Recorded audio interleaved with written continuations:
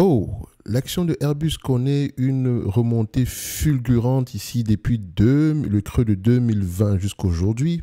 Tout simplement, d'aucuns diront, ouais, mais les carnets de commandes sont pleins, Boeing a des problèmes, c'est l'avenir, donc autant mieux acheter maintenant qu'il y a un petit repli.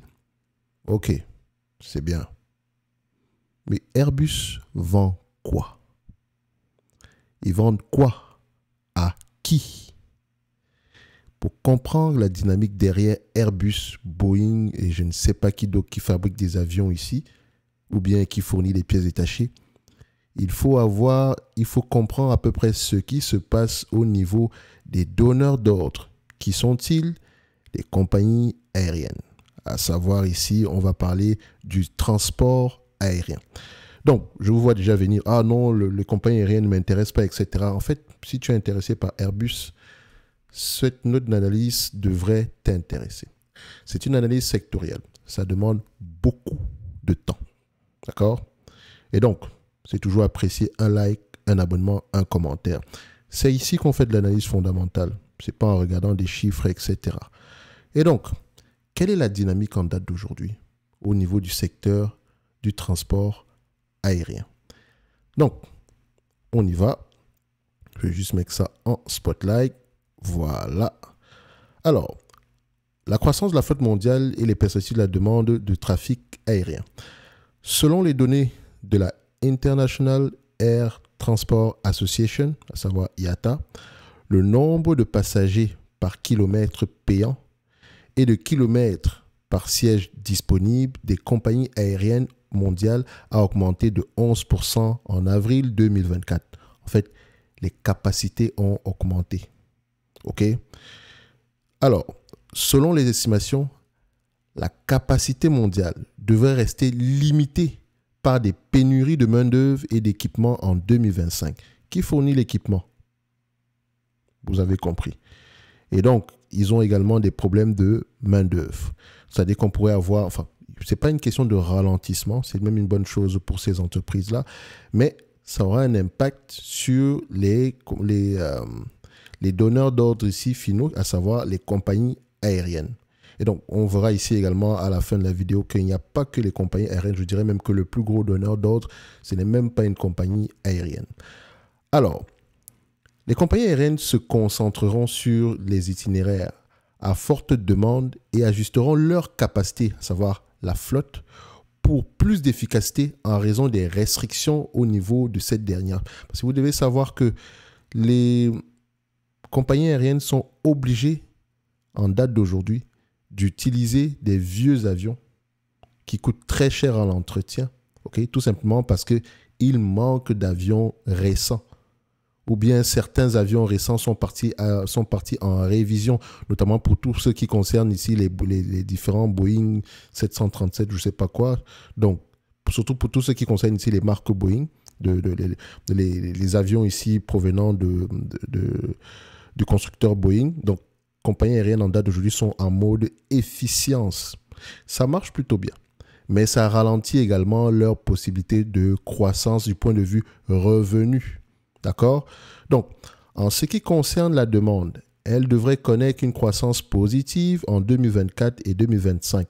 Le nombre de passagers revenant à entre 90 et 95% du niveau de la pré-pandémique, donc d'ici 2025. Donc, actuellement, par rapport au nombre de passagers, en termes de volume, on n'a pas encore atteint les niveaux qu'on a connus avant la pandémie, donc aux alentours ici de 2019. Pour le moment, on s'attend à atteindre le 90-95%. C'est une bonne chose, c'est intéressant parce que vous allez remarquer que les compagnies aériennes, quand bien même la capacité, elles ne sont pas encore en pleine capacité, gagnent beaucoup plus d'argent en termes de revenus en date d'aujourd'hui. Alors, en ce qui concerne le chiffre d'affaires record pour les compagnies aériennes américaines, malgré de fortes contraintes de capacité, qu'est-ce qui pourrait expliquer cela? Alors, le transport aérien américain s'est fortement régressé à mesure que la pandémie s'atténuait. Donc, le volume de passagers aux États-Unis en 2024 est maintenant revenu au niveau de 2019 avec un volume de voyages domestiques record partiellement contrebalancé par des volumes d'affaires internationaux qui continuent de se régresser selon les estimations. Donc, quand on regarde les compagnies aériennes américaines, on remarque que du point de vue les revenus en date d'aujourd'hui, quand on parle de revenus, les, les volumes en date d'aujourd'hui sont élevés tout simplement parce que le transport aérien domestique, donc à l'intérieur des États-Unis, a drastiquement augmenté. Parce qu'après la pandémie, certains, n'ayant pas peut-être la possibilité d'aller à l'extérieur des États-Unis, se sont massivement ici déportés vers des destinations à l'intérieur des destinations américaines. Ok, ils ont profité ici certains ont peut-être pris l'avion pour la première fois aux États-Unis, et donc ce qui a boosté les volumes de ces différentes entreprises. Donc en 2024, le secteur devrait enregistrer un chiffre d'affaires record grâce au nombre élevé de passagers post-pandémie et au prix élevé des billets. Donc la capacité restant limitée par les pénuries de main-d'œuvre et d'équipements. Pénurie de main-d'œuvre au sein des différents équipementiers. Donc, vous devez vous dire ici une chose. Actuellement, aux États-Unis, les compagnies aériennes ont un pricing power pour le moment. Et il faut également dire qu'en général, c'est pas une situation qui va avoir tendance à ralentir au niveau du prix des billets parce que le marché américain est consolidé. D'accord? Tout le contraire du marché européen. Alors, toutefois, les bénéfices du secteur resteront probablement inférieurs aux niveaux les plus élevés tout au long de l'année 2024 en raison de la forte augmentation des coûts du carburant et de la dette par rapport à la période précédant la pandémie. En fait, avant la pandémie, on n'avait pas un prix de l'énergie. Le prix du carburant était moins élevé qu'en date d'aujourd'hui. On a certes augmenté le prix des billets d'avion, mais c'est suffisant pour à peine maintenir le même niveau de marge qu'on avait précédemment. Après, on peut même dire que c'est suffisant pour maintenir à peu près le même niveau de bénéfices qu'on avait avant la pandémie. Donc, oui, on gagne en termes de revenus, plus d'argent, mais en termes de bénéfices, ce n'est peut-être pas le cas parce qu'il y a deux éléments ici, à savoir le coût du carburant et surtout le coût de la dette. Parce que pendant la pandémie, tout était fermé. Donc, il fallait continuer à payer les employés, continuer à maintenir ici, continuer à faire la maintenance des avions qui ne rapportaient rien du tout. Ne l'oubliez pas. Et donc, par ailleurs, la dette globale des compagnies aériennes américaines, je parle bien des compagnies aériennes uniquement, au premier trimestre 2024 a augmenté d'environ 39 milliards, soit plus 45% par rapport à la fin de l'année 2019, ce qui augmente considérablement leur charge d'intérêt dans un environnement où les taux d'intérêt augmentent. Pour 2024, la normalisation de la demande et la hausse des coûts d'exploitation devraient peser sur la croissance du chiffre d'affaires et sur la marge. Ça, c'est pour les compagnies aériennes américaines. Alors, maintenant, il y a un élément important qu'il faut mentionner. On a toujours plus d'aéroports et ce qu'on oublie, c'est que les aéroports aujourd'hui sont plus que de simples aéroports. Donc, il ne suffit juste pas de construire un aéroport, mais également l'infrastructure autour pourrait être un frein à la croissance du point de vue mondial en termes de volume de passagers. OK? Donc, on dit ceci. L'IATA a indiqué que plus de 200 aéroports dans le monde ont une capacité suffisante pour répondre à la demande à toute heure de la journée. À long terme, il conviendrait de se concentrer sur une meilleure intégration entre les aéroports et les moyens de transport terrestres tels que les réseaux ferroviaires à grande vitesse afin d'améliorer l'efficacité du transit à l'intérieur et à l'extérieur des aéroports parce que ça peut freiner la demande. OK? Surtout dans les pays développés. Ça peut freiner la demande. Et si la demande ne croît pas, le nombre d'avions également ici aura tendance, ça aura un impact en termes de commandes au niveau des avions. Donc, ça aura un impact sur Boeing, ça aura un impact sur Airbus. Ça pourrait avoir un impact, on va le dire comme ça. Donc, quand on va construire un aéroport ici, il est toujours intéressant d'avoir de l'infrastructure tout autour, OK?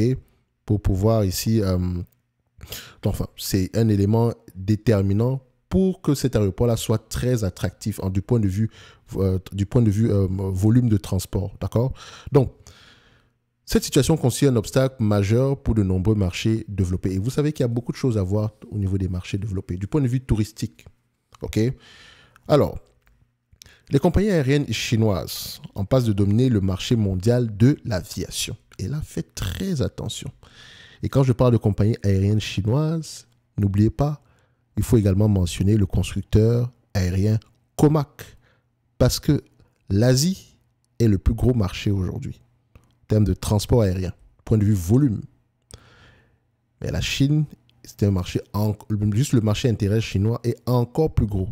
Et donc la demande d'équipement sera élevée. Mais alors, qui va fournir le marché chinois? En priorité, le constructeur chinois qui est à ce jour qui aujourd'hui propose des avions aussi, bon, je ne dirais pas de meilleure qualité, bien, mais en tout cas, ils ont la possibilité, en date d'aujourd'hui, de proposer des avions moyens courriers aussi efficaces que ce que Airbus propose, enfin, sur le papier.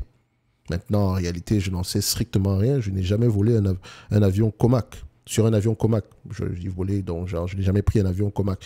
Donc, selon les dernières prévisions de l'IATA sur 20 ans, le volume de passagers dans la région Asie-Pacifique devrait enregistrer un taux de croissance annuel composé de 4,9% entre 2023 et 2042, dépassant la croissance mondiale de 3,5%. Et je vous ai bien dit, ce sont les prévisions de l'IATA. Vous pouvez aller vérifier de vous-même. Ils publient généralement ici un rapport annuel. D'accord? Vous pouvez aller regarder ça là-bas, si vous avez le courage, bien sûr. Dites-vous ici que le marché chinois va croître plus rapidement que le marché mondial. D'accord? En Asie, juste, c'est aux alentours ici de 4,9%. En Chine, c'est encore plus élevé que ça.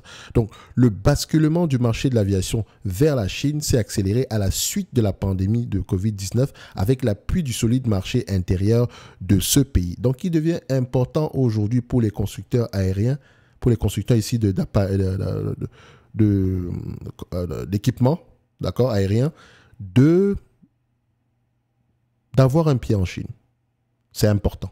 C'est très, très important. Parce que les commandes viendront de cette région-là. Enfin, de ce pays également. Et en Asie en général.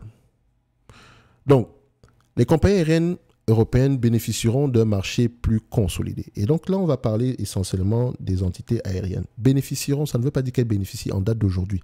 Donc, le marché aérien, parce que ça me rappelle, j'avais fait une vidéo sur Air France, une vidéo quantitative bien sûr.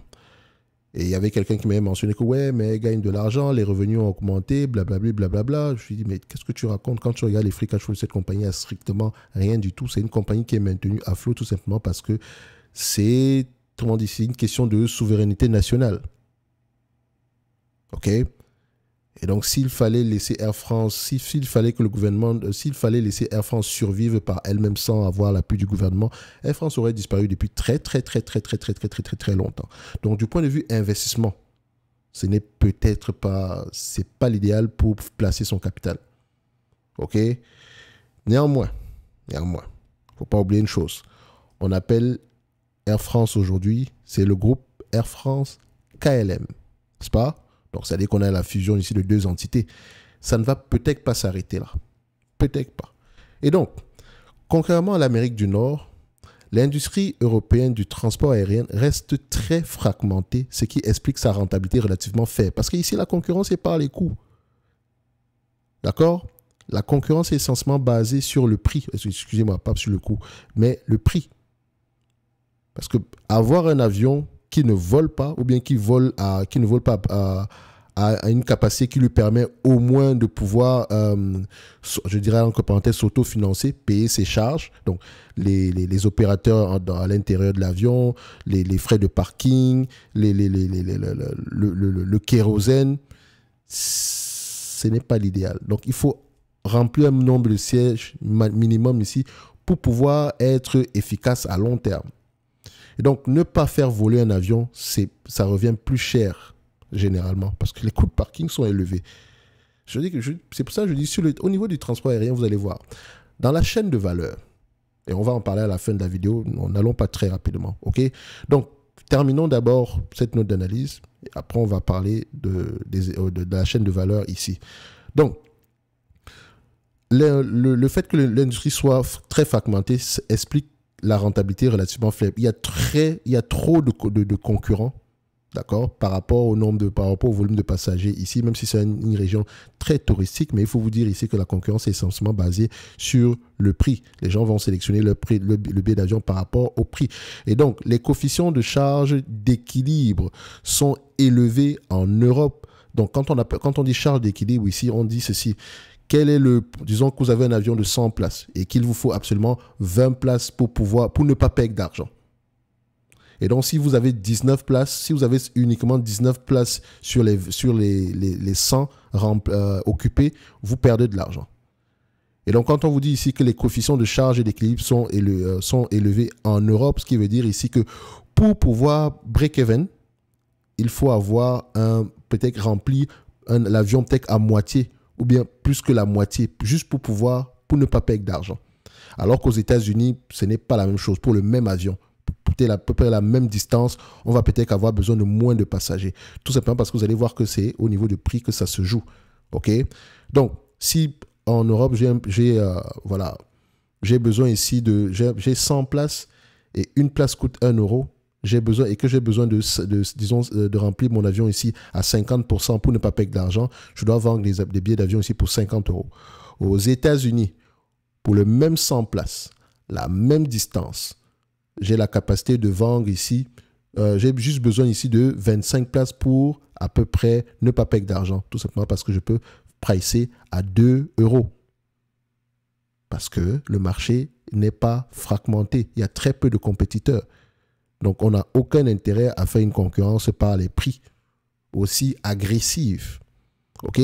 Donc, car la forte concurrence, en particulier dans le segment court et moyen courrier, et les coûts réglementaires élevés ont entraîné une baisse du rendement des passagers. En conséquence, de nombreuses petites compagnies aériennes n'ont pas été rentables et ont dû faire face à des problèmes de trésorerie. La crise de Covid-19 a entraîné la faillite de compagnies aériennes plus petites et non compétitives. Et donc, les compagnies aériennes européennes bénéficieront d'un marché plus consolidé, même si ce processus prendra plus de temps en raison des intérêts nationaux qui maintiennent certaines compagnies aériennes à flot par le biais d'aides d'État. Et donc, excusez-moi, on se dirait ici que le marché aérien européen pourrait bénéficier ici d'une consolidation. Et s'il y a consolidation, il pourra avoir des prix plus stables dans le temps. Si. Mais pour le moment, ici, il faudrait se heurter ici aux intérêts nationaux. OK? Afin de pouvoir... il faudrait dépasser ces intérêts-là. Et je ne sais pas si ça va arriver. Mais comme je l'ai dit, ça reste un point à aller regarder. Dans tous les cas de figure, quand on regarde ce marché-ci, c'est essentiellement pour à peu près avoir une appréciation sur les vendeurs d'équipements. OK? Ce n'est pas essentiellement les compagnies aériennes qui m'intéressent. Les vendeurs d'équipements, les loueurs d'avions, les entreprises ici qui vendent des pièces détachées ou bien qui font l'entretien ici de ces avions-là. OK? Donc, en conclusion, les perspectives fondamentales de l'industrie du transport aérien sont neutres pour les 12 prochains mois. La dynamique de reprise du secteur devrait se poursuivre en 2024 grâce à la demande continue de voyages d'affaires et de loisirs consécutive à la pandémie. Pour les compagnies aériennes américaines, les tendances des revenus devraient rester fortes en 2024, mais la croissance des bénéfices pourrait être limitée par des coûts plus élevés. Donc, en ce qui concerne la Chine, le trafic transfrontalier de passagers devrait connaître des améliorations notables compte tenu de l'assouplissement des restrictions imposées par la Chine aux groupes de touristes. Et ici, quand on parle ici d'entités qui vendent l'équipement, OK?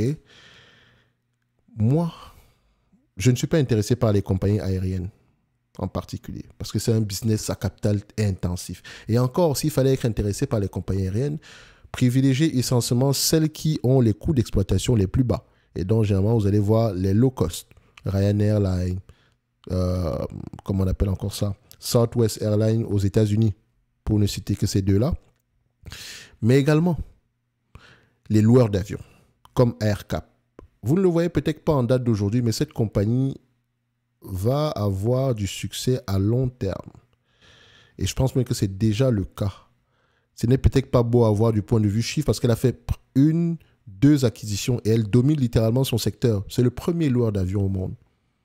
Louer un avion, c'est essentiellement, voilà, on achète des avions neufs parce que c'est eux qui achètent les avions en majorité. AerCap, Holding. Et donc, ils vont louer ces avions aux compagnies aériennes, peut-être pendant 5 ans. Après ça, ils revendront l'avion en question à la compagnie aérienne. On va recommencer la transaction. Dans le sens, on va racheter d'autres, on va recommander d'autres avions, etc. Donc, c'est ici que va la commande majoritaire de Airbus et Boeing, à ce niveau-ci. Et donc, ces entreprises auront tendance à gagner beaucoup d'argent à long terme. Présentement, en termes de net income, ce n'est peut-être pas quelque chose d'exceptionnel, c'est pas beau à voir, mais le 3 milliards en question, il est fait pour rester. Ce n'est pas une erreur. OK? Ce n'est vraiment pas une erreur. Au niveau des free cash flow, il faut les reconstruire parce que posez-vous la question, l'entreprise en date d'aujourd'hui dépense beaucoup d'argent pour augmenter la flotte qui gagne de l'argent ici, Airbus et Boeing. OK? Parce que même avec les problèmes de Boeing actuels, Boeing reçoit toujours des commandes, ce que les gens oublient. Ils reçoivent autant de commandes que Airbus. Ne vous trompez pas du tout. Et donc, Boeing même pourrait faire un retour ici, pourrait revenir ici au devant de la scène. Moi, je dirais même que je pourrais, par rapport à Airbus, pourquoi pas mettre un petit billet sur Boeing. Du point de vue, ça sera essentiellement spéculatif pour moi ici, mais je ne pense pas que ce soit une compagnie qui va avoir tendance à disparaître demain.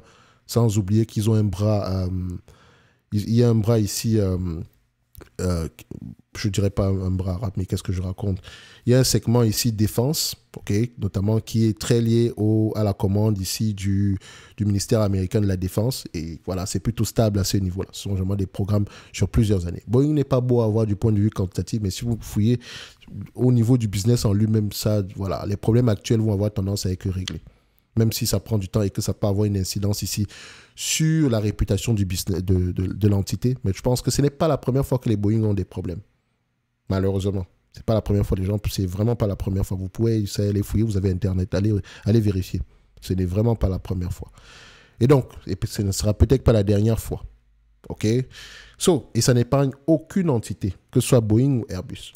Donc, si moi je veux investir sur le secteur du transport aérien, oui, je pourrais regarder ici les fournisseurs d'équipements, mais également les entités qui font la maintenance, sans oublier celles qui vendent des pièces détachées. Je vous dirais même que les deux entités que j'ai, les deux entreprises que j'ai en tête en majorité, c'est Eiko Corporation et Transdigm. D'accord? Allez-y voir ce que les deux font. Et maintenant, si on laisse ces deux entités-là, on descendra un tout petit peu sur AerCap Holding, qui est sous-évalué en date d'aujourd'hui. Oui, également, la dette est là, mais elle a les moyens de repayer cette dette. D'accord? Présentement, elle est en phase de croissance. La dette en elle-même, elle peut être élevée, mais prenez la dette, étudiez-la dans le temps. Donc, échelonnement de la dette dans le temps, taux d'intérêt, les conditions de cette dette, etc. Bref, allez-y l'étudier en profondeur. De toute façon, c'est quelque chose qu'on fait généralement dans le programme d'accompagnement, l'accélérateur. Donc, pour ceux qui sont intéressés, vous pouvez réserver un appel pour qu'on en parle. OK? Pour le secteur aérien en date d'aujourd'hui, comme je l'ai mentionné, les entités comme Boeing et Airbus gagnent certes beaucoup d'argent, ont certes des commandes assez élevées, mais n'oubliez pas qu'il y a un compétiteur qui arrive et le compétiteur est localisé dans un marché très dynamique. Et donc, il pourrait ici, pour se développer, pourrait faire une concurrence ici par les prix. Et ne vous dites pas que, oh non, mais c'est des Comac, c'est peut-être pas aussi intéressant. Ce sont des avions chinois et tout ce qui vient de la Chine n'est peut-être pas, voilà, c'est pas de bonne qualité. Ah oui? Vous êtes sûr? Technologiquement parlant, les Chinois, c'est pas de la blague. Faites très attention. C'est pas de la blague. C'est très solide. OK? Surtout quand on parle de haute technologie. Et voilà, ça c'est clairement faire un avion ici, c'est vraiment de la haute technologie, c'est pas une blague. OK? C'est pour ça généralement que vous allez voir, enfin, on va pas en parler ici aujourd'hui, mais bref. Ce que je vais mentionner ici, c'est qu'au niveau du transport aérien, peut-être pas ça qui va nous intéresser. Le marché final ici a de l'avenir, on va le dire comme ça. Tant qu'on a des aéroports qui se développent de plus en plus avec l'infrastructure qui vient avec, les entités comme Boeing, certes, actuellement, la commande est élevée, mais n'oubliez pas que si on doit faire 10 ans ici pour à peu près respecter toutes les commandes qu'on a présentement. N'oubliez pas que les anciens avions également ici doivent être maintenus. Et donc, il y a des pièces détachées à vendre. Il faut également dire qu'on doit également retirer ces anciens avions-là. OK? Et donc, pour Boeing et Airbus, je ne m'inquiète pas beaucoup. D'accord? C'est sûr qu'il y aura une concurrence très rude en Asie. Mais voilà, je pense que ce sont deux entités qui pourraient tirer leur épingle du jeu. Néanmoins, sur ce secteur-là, je vous ai montré les 3 entreprises que je vais préférer. OK? Donc, notamment, celle-ci est la plus, je dirais, la plus risquée des 3. OK? Et c'est un choix. C'est pas comme si je l'ai en portefeuille. Non, pas du tout. OK? So, n'oubliez pas, ceci n'est que mon point de vue et non un conseil d'investissement. Je me réserve toujours le droit de me tromper. Parmi tous les points que j'ai développés, je pourrais approfondir. Que ce soit pourquoi est-ce que le secteur aérien devrait consolider, qu'est-ce qui se passe au niveau des États-Unis, approfondir à peu près sur le marché chinois, je pourrais le faire. Parce qu'ici, ce n'est qu'un résumé assez rapide ici. Et c'est quelque chose qu'on a tendance à présenter dans nos analyses sectorielles que vous verrez ici dans ce service Top Premium en description de la vidéo, dans le tout inclus. Vous avez 4 niveaux, à savoir les notes d'analyse essentiellement des entreprises qui, moi, me semblent sous-évaluées. Par exemple, si ARCAP est sous-évalué en date d'aujourd'hui, j'aurais tendance à la présenter. Je ne l'ai pas fait. Ne vous inquiétez pas. OK? Je vais tendance à la présenter en termes de notes d'analyse dont je lis, j'écoute des conférences et je présente l'entreprise. Vous avez également tendance ici, vous pouvez également avoir la watchlist avec objectif de prix. D'accord? Donc, vous savez à peu près, par exemple, quand vous arrivez sur ma watchlist ici, vous pouvez savoir si telle ou telle entreprise est sous-évaluée ou pas. OK? Donc, vous avez tous ces éléments-là en date d'aujourd'hui. OK? Donc, en description de la vidéo, vous avez le service Top Premium et on se donne rendez-vous sur la prochaine vidéo. Merci.